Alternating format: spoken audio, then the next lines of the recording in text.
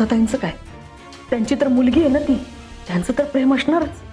भाऊंचं आपल्या नातीवर किती प्रेम आहे, ते तिची किती काळजी घेतात, हे आता मी तुला वेगळं सांगायला हवं का?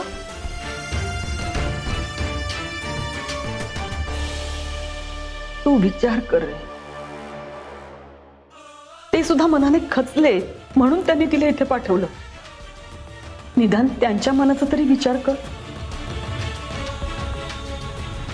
सावीबद्दल काळजी वाटत होती, तिच्यावर प्रेम आहे म्हणून तिला इथे पाठवलं रे आम्ही. आता तूच सांग, केवळ प्रेम आहे आणि तिच्याबद्दल काळजी वाटते म्हणून तिला त्याच अवस्थेत जर का घरात ठेवलं असतं तर काय झालं असतं? अजून कोणावर तरी तिने हल्ला केला असता. बाकीच्यांचं जाऊ दे, पण तिने स्वतःच्या जीवाचं काही बरं वाईट केलं असतं तर चाललं असतं तुला? आम्ही हे सगळं केवळ सावीच्या भल्यासाठी केलंय. आम्हाला तिला कायमचं नाही गमवायचं. आता त्यासाठी तुला जर का काही शिक्षा द्यावीशी वाटली मला तर दे, मी ती भोगायला तयार आहे.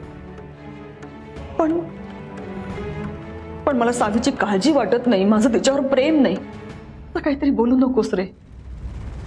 ती मला हवी आहे, ती तुझ्या आयुष्यातून किंवा आमच्यापासून अशी दूर गेलेली नाही चालणार रे मला.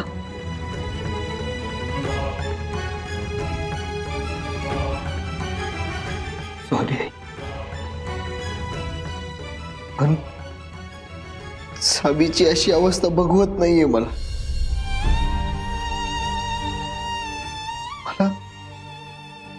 मला माझी सावी परत हवी आहे. जशी पूर्वी होती ना तशीच. पण आता त्यासाठी काय करू काहीच कळत नाहीये मला. बघ, आपली सावी जर का आपल्याला पूर्वीसारखी पाहिजे असेल ना तर मन थोडं घट्ट कर.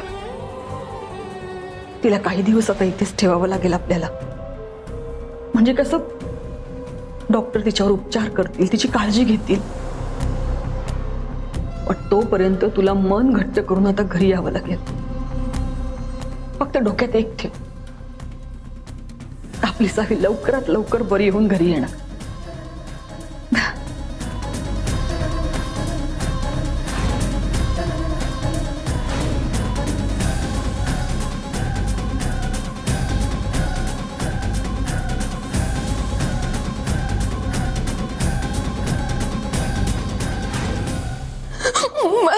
मला फ्रेंड कडे जायचंय.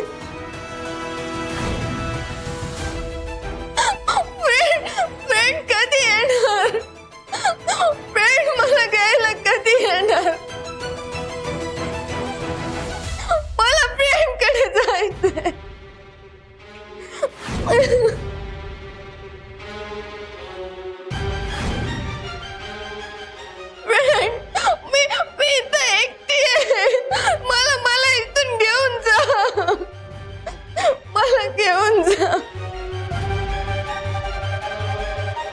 सावी, मी तुला लवकर न्यायला येईन.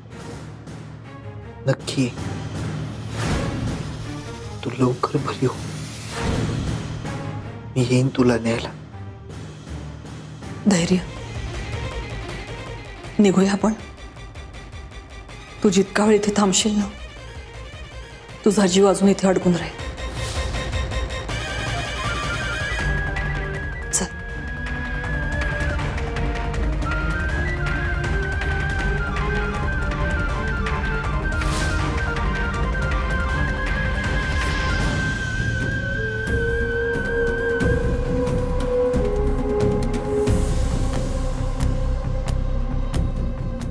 सावी नाईक, तुझी आणि धैर्याची भेट या जन्मात काय, पुढच्या 7 जन्मात होऊ देणार नाहीये मी.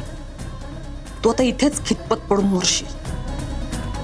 तुझी सावली मी माझ्या मुलावर कधीच पडू नाही देणार.